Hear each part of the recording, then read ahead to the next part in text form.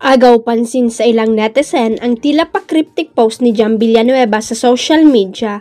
Ito ay isang linggo matapos ang hiwalay na official statement ng on-screen partners na sina Maris Racal at Anthony Jennings kaugnay sa viral screenshots nila. Sa TikTok, nirepost ni Jam ang isang video na ibinandera ng username na @GMindset. Mapapanood sa video na ang nagsasalita ay ang motivational speaker na si Jay7 na nagbibigay ng reminder tungkol sa pagpapatawad sa sarili. Forgive yourself for letting someone make you feel like you were easy to let go. Forgive yourself for making them number one when you were just a second thought. Forgive yourself for letting them heal when they all did was hurt you, saad ni Jay. Patuloy pa niya, forgive yourself for giving them your best when all they gave you was their worst because your heart is pure. And even though you don't have them, you always have that. Until now ay wala pang reaksyon si Jam sa mga naging payag ni Maris at Anthony.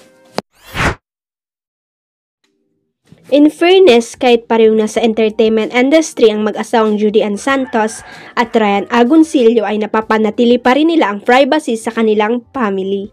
Kaya naman maraming mga young couples ngayong ang umiidolo at mataas ang respeto kina Judy at Ryan.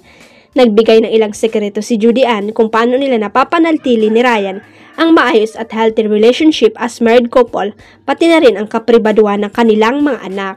Simple, yung personal na nangyari sa loob ng bahay, it should remain inside the house. Never wash your dirty linens in public kasi mas lalong hindi maayos kapag nag-involve kayo ng ibang tao. Ang payag ni Judy sa interview ni RG Diaz para sa kanyang YouTube channel. Dugtong pa ng kapamilya aktres, kung kami lang ang may issue, kami lang ang dapat mag-usap at kami lang ang dapat mag-ayos. Ang dami na kasing may opinion ngayon, ultimo 8 years old may opinion na sa issue ng ganito at ni ganyan kasi nga may social media.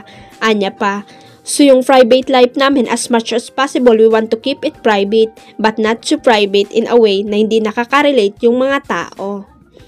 Kasi nakikita naman nila kung kami lumalabas, nakikita naman nila kapag halimbawa na mamasyal kami or something. Hindi naman kami masungit pero pagdating sa personal issues, kami lang to, wag na natin tong palakihin. Paliwanag ni Judy Ann. Huwag kalimutang i-click ang subscribe button at i-ring ang notification bell para sa latest at legit chika updates.